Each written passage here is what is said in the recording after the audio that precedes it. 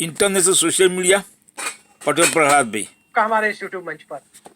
दोस्तों, आज केंद्रीय सत्ता की सबसे बड़ी जांच एजेंसी ईडी के लिए बड़ा बुरा दिन माना जाएगा। इतना बुरा दिन जहां चेन्नई से लेकर दिल्ली और लखनऊ तक लगातार बैक टू बैक झटके इस जांच एजेंसी को लगे हैं। और ये बैक टू बैक झटके कहां से लगे? न्यायालय से लगे, हाई कोर्ट और सुप्रीम कोर्ट से लगे। और इन सब से ऊपर सुप्रीम कोर्ट के मुख्य न्यायाधीश गवई साहब ने जो टिप्पणी की है ईडी के ऊपर, वो टिप्पणी निश्चित तौर पर चौंकाने वाली है। चौंकाने वाली हमारे लिए नहीं, चौंकाने वाली हमारे दर्शकों के लिए नहीं, लेकिन इस जांच एजेंसी के लिए।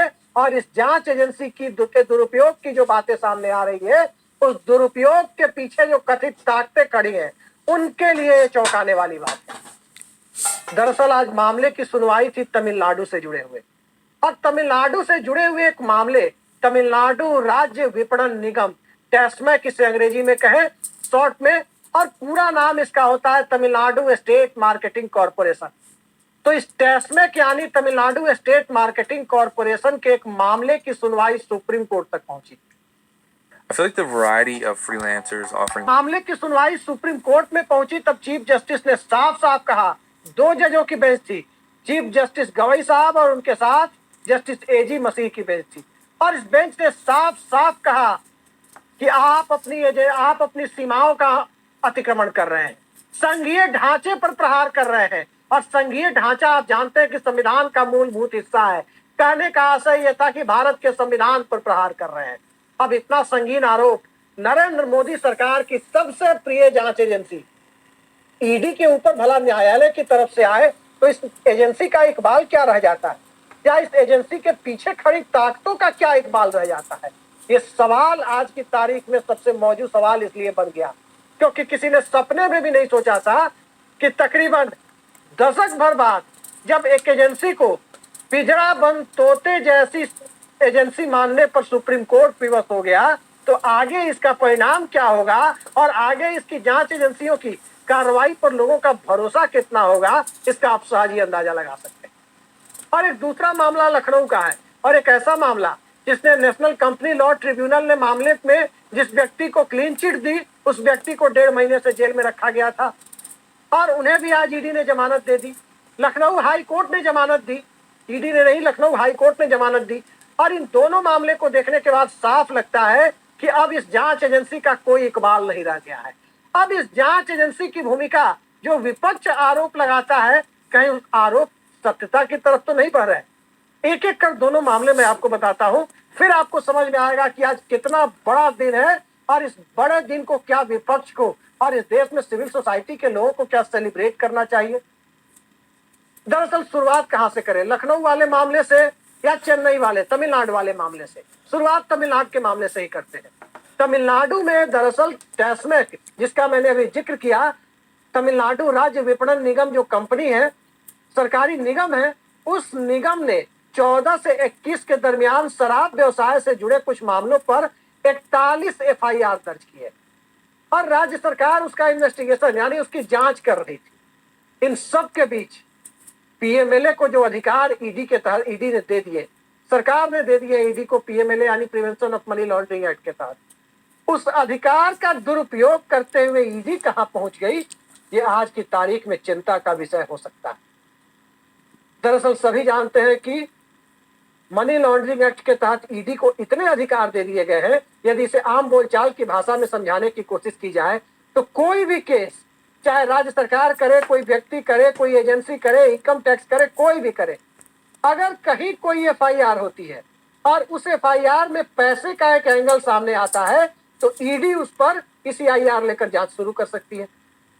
यही काम इस मामले में भी ईडी ने किया। और जब यह मामला सुप्रीम कोर्ट पहुंचा, राज्य सरकार इसके विरोध में सुप्रीम कोर्ट पहुंची कि ईडी ने आखिर इस मामले को क्यों उठाया, यह किसी व्यक्ति का मामला नहीं है, यह तो एक निगम का मामला है।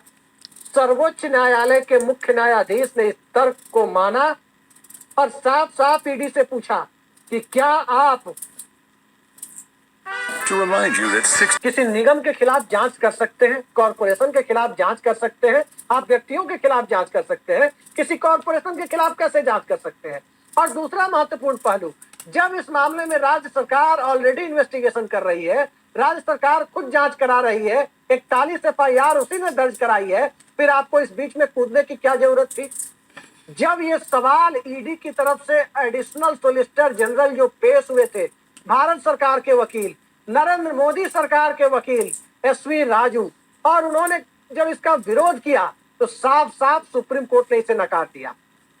राज्य सरकार और टेस्मेक की तरफ से भी दो बड़े वकील पेश हुए थे, कपिल सिब्बल राज्य सरकार की तरफ से, टेस्मेक की तरफ से मुकुल रोहतगी पेश हुए थे, और उनकी दलीलों को सुप्रीम कोर्ट ने माना कि भाई निगम के खिलाफ कैसे आप जांच शुरू कर सकते हैं।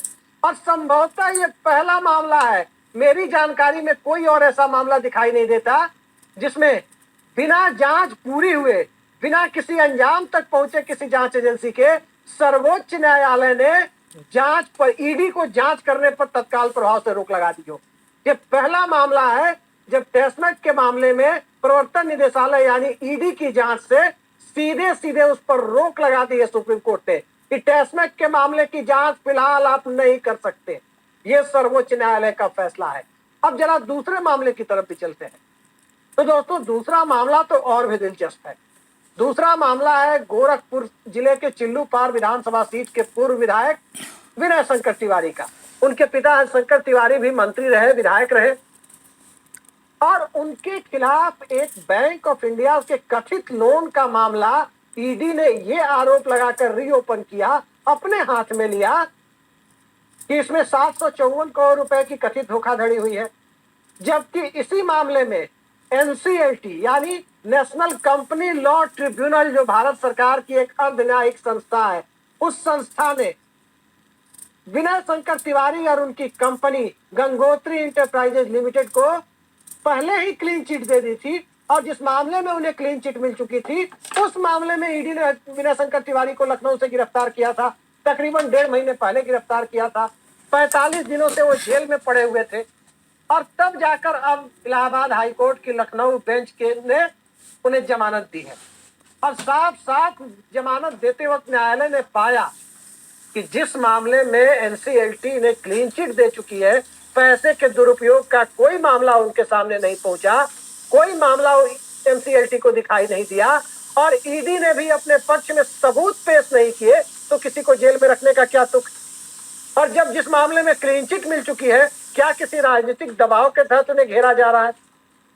दरअसल राजनीति और राजनीतिक दबाव जांच एजेंसियों के साथ जब जुड़ जाते हैं तो स्वाभाविक है कि लोकतांत्रिक संस्थाओं, जांच एजेंसियों, सिविल सोसाइटी, केंद्र राज्य संबंध और एक स्वतंत्र राजनीतिक व्यवस्था के ऊपर सवाल उठना लाजमी हो जाता है। यही सवाल आज के दौर में उठ रहा है। कितने मामले ईडी के देखेंगे? कल ही छगन भुजबल मंत्री बने हैं महाराष्ट्र में, और छगन भुजबल को के मामले में जब वो शरद पवार की पार्टी में थे, ईडी का मुकदमा हुआ। फिर जब वो अजीत पवार के साथ मिलकर भारतीय जनता पार्टी के गठबंधन में आ गए, तो उसके बाद न्यायालय ने उस मामले पर पूछताछ शुरू की, तो ईडी की तरफ से कहा गया उनकी फाइल नहीं मिल रही है। यानी ईडी के यहाँ भी फाइलें खो जाती है। जब कोई व्यक्ति दल और गठबंधन चेंज कर भारतीय जनता पार्टी और एनडीए रूपी वॉशिंग मशीन का हिस्सा बन जाता है, उसके बाद फाइल गुम हो जाती है, फाइल नहीं मिलती, और नतीजा ये होता है कि फिर वो व्यक्ति माननीय भी बना दिया जाता है, मंत्री भी बना दिया जाता है। जब किसी को ईडी का प्रेम पत्र मिलता है, चाहे असम के मौजूदा मुख्यमंत्री हेमंता बिस्व शर्मा ही क्यों ना हो, ईडी का प्रेम पत्र मिलने के बाद वो कांग्रेसी से भाजपाई हो जाते हैं, और फिर कहते हैं कि राहुल गांधी से मिलने गए थे तो राहुल गांधी कुत्ते को बिस्किट खिला रहे थे, इसके बाद उन्होंने कांग्रेस छोड़ने का फैसला ले लिया। अनेकों उदाहरण देखने को मिलेंगे, मुकुल रॉय से लेकर शुभेंदु अधिकारी तक। जनता दल यूनाइटेड बिहार में नीतीश कुमार की पार्टी, जब वो इंडिया अलायंस का हिस्सा थी, तो उसके कई नेताओं और नेताओं के करीबियों पर ईडी के छापे पड़े। नतीजा आप देख रहे हैं कि आज वो पार्टी भारतीय जनता पार्टी के साथ गलबहियां कर, बल्कि उसके बूते दिल्ली की सरकार चल रही है। तो क्या ये विपक्ष टॉर्चर और एजेंसी के साथ साथ नरेंद्र मोदी सरकार के लिए बहुमत जुटाओ एजेंसी भी बन गई है? ये सवाल पहले से लोगों के जेहन में कौंध रहा था, और जब ये सवाल लोगों के जेहन में कौंध रहा था, इसी बीच में कई सारे ऐसे मामले उठे जिस मामले में ईडी की विश्वसनीयता लोगों को कहीं ना कहीं संदेह के दायरे में दिखी। याद कीजिए अनिल देशमुख का मामला। अनिल देशमुख के मामले में क्या क्या प्रलोभन अनिल देशमुख को दिए गए, महाराष्ट्र के पूर्व गृह मंत्री को, उन्होंने कई सारे इंटरव्यू में सारे राज खोल दिए कि किस तरह से शरद पवार का साथ छोड़ दो तो ईडी पीछा छोड़ देगी। ये सारी बातें उन्होंने कही है और किस तरह से टॉर्चर किया गया। ठीक इसी तरीके से दूसरे राज्यों, कविता का मामला देखें, दिल्ली के मुख्यमंत्री अरविंद केजरीवाल का मामला देखें, नेशनल हेराल्ड के मामले को लेकर गांधी परिवार और कांग्रेस पार्टी को फंसाने की कोशिशों को देखें, हेमंत सोरेन को जिस प्रकार से जेल की हवा खानी पड़ी, झारखंड में एक स्टॉप गैप चीफ मिनिस्टर भी बनाना पड़ा, और जिसे उन्होंने स्टॉप गैप अरेंजमेंट के तहत चीफ मिनिस्टर बनाया वो व्यक्ति आज भारतीय जनता पार्टी का हिस्सा है। तो तमाम जो ये मोडस ऑपरेंडी है इन जांच एजेंसियों का, ये जांच कहीं पहुंचती हुई नहीं दिख रही है। आप में से कितने लोगों ने देखा है कि किस राजनीतिक दल या किस राज्य सरकार के खिलाफ की गई कार्रवाई को हाल फिलहाल ईडी ने कितने प्रतिशत मामलों में उसे अंजाम तक पहुंचाया है? अभी कुछ महीने पहले अखबारों में ही एक रिपोर्ट आई थी, और जब वो रिपोर्ट सामने आई, उस रिपोर्ट में पाया गया कि जितने भी पॉलिटिकल केस दर्ज किए गए हैं उसमें 0.4%, 0.4% ईडी की कन्विक्शन रेट यानी सजा दिलाने की दर। और इन सब के बीच चाहे विनय शंकर तिवारी का मामला हो, उनके गंगोत्री इंटरप्राइजेज का मामला हो, उनके सहयोगी अजीत पांडे का मामला हो, चाहे तमिलनाडु के टेस्मेक का मामला हो, जिसमें सुप्रीम कोर्ट ने आज नींद उड़ाकर रख दी है मोदी सरकार की जांच एजेंसी की, आने वाले वक्त में सबको दिखाई देगा कि इन जांच एजेंसियों के साए में जिस तरह का लोकतंत्र चलाया जा रहा है, क्या इसमें विपक्ष शासित राज्यों के लिए काम करना आसान रह गया है? क्या हुआ अभिषेक बनर्जी पर दर्ज मामले का? क्या हुआ लैंड फॉर जॉब का जो मामला तेजस्वी यादव और लालू परिवार के तमाम सदस्यों के ऊपर दर्ज किया गया है, क्या उसमें किसी को कोई सजा हुई?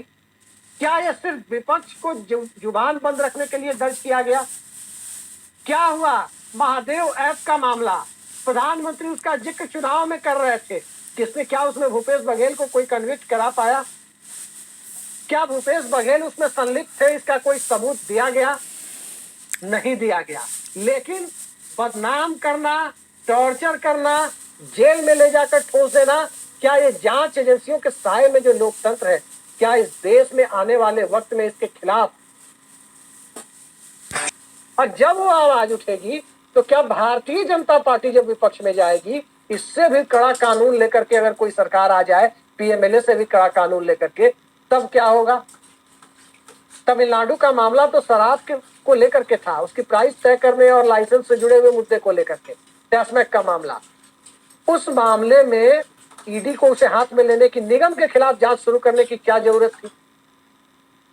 कई सारे ऐसे सवाल हैं जिन सवालों के साए में यदि मौजूदा दौर की परिस्थितियों को देखा जाए तो उस परिस्थिति में एक दो बातें और साफ है। पहली बात कि जांच एजेंसियां क्या कर रही हैं, सुप्रीम कोर्ट को आखिर क्यों कहना पड़ रहा है कि ईडी अपनी हदें लांघ रही है, संघीय ढांचे पर प्रहार कर रही है, ईडी हदें लांघ रही है। ये बात कहने पर यदि चीफ जस्टिस मजबूर हो जाए तो क्या इसके लिए संविधान पीठ बनाकर ईडी के अधिकारों में कटौती की जाएगी? क्या इसे बेसिक स्ट्रक्चर का हिस्सा बनाया जाएगा? ये रॉलेट एक्ट की तरह बिना दलील, बिना वकील जिस तरह की व्यवस्था कायम की गई है, उस व्यवस्था को खत्म करने की दिशा में कोई बड़ा कदम उठाया जाए। भारत सरकार तो तमाम ऐसे तर्क लेकर आ जाएगी, फाइनेंशियल एक्शन टास्क फोर्स यानी एफएटीएफ में भारत के प्रतिनिधित्व का मुद्दा लेकर के आ जाएगी, लेकिन एफएटीएफ में प्रतिनिधित्व और वहां पर अंतरराष्ट्रीय स्तर पर मनी लॉन्ड्रिंग और टेरर फाइनेंसिंग का मुद्दा, और उसको देश के अंदर विपक्षी दलों को टॉर्चर करने से जोड़ करके और फिर उसकी आड़ लेकर के इस कानून को, इस ड्रैकोनियन लॉ को जिंदा रखने की कोशिश, क्या लोकतंत्र पर प्रहार नहीं है?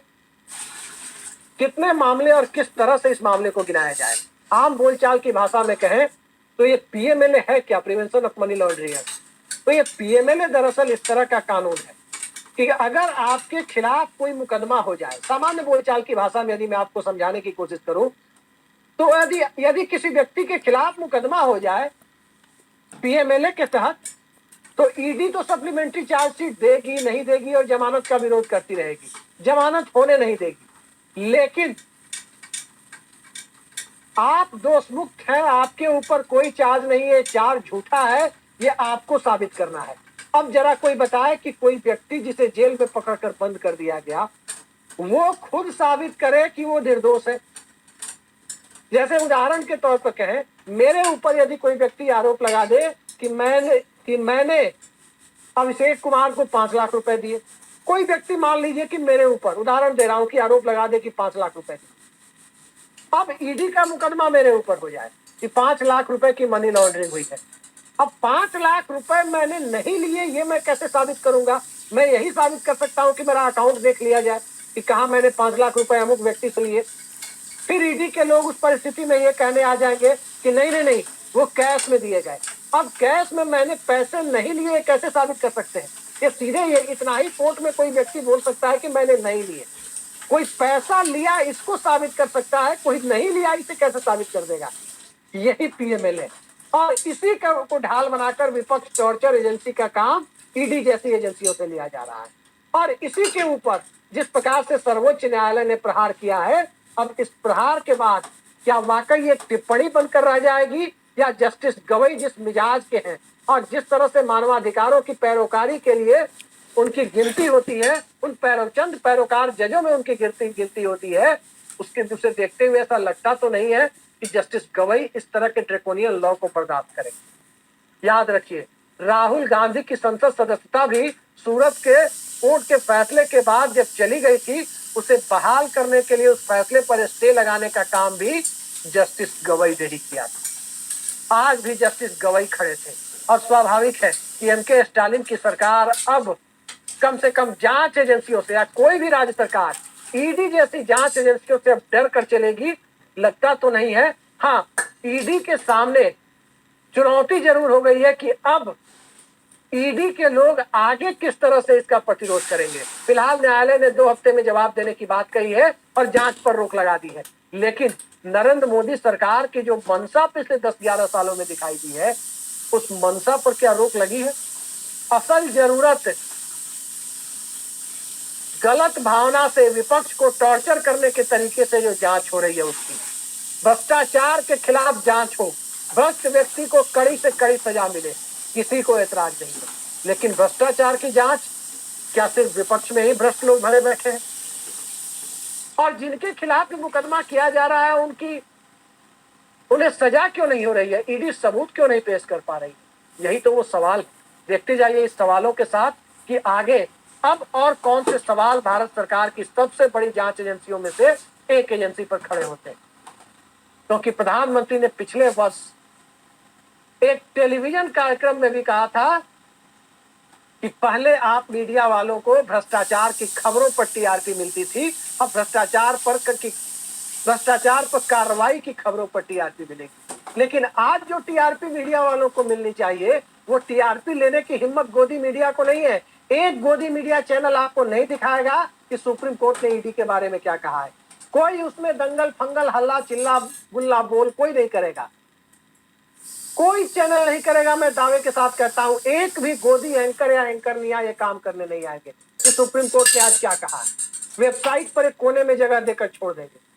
असलियत इस देश की गोदी मीडिया की यही हो चुकी है कि बड़ी से बड़ी खबरों को दबा दिया जाता है। लेकिन प्रधानमंत्री तो सीबीआई के कार्यक्रम में जाकर कहते हैं न्याय और इंसाफ का ब्रांड। तो क्या सीबीआई की तरह ईडी भी न्याय और इंसाफ का ब्रांड है? और न्याय और इंसाफ का ब्रांड यदि यही है, जांच एजेंसी है, तो फिर आगे देखते जाइए और कौन से ब्रांड के ऊपर सुप्रीम कोर्ट की कड़ी टिप्पणी आती है और किस ब्रांड को सुप्रीम कोर्ट भरी अदालत में सरेआम इस देश के सामने उस जांच एजेंसी की दुर्भावना से प्रेरित भूमिका पर सीधे सीधे सवाल उठाकर देश के सामने उसका पर्दाफाश करता है। निश्चित तौर पर जस्टिस गवई को सैल्यूट किया जाना चाहिए।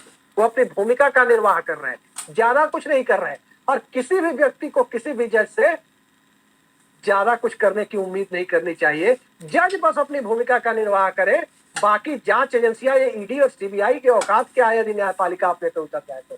देखते जाइए आगे आगे क्या होता है। आज के लिए इतना ही।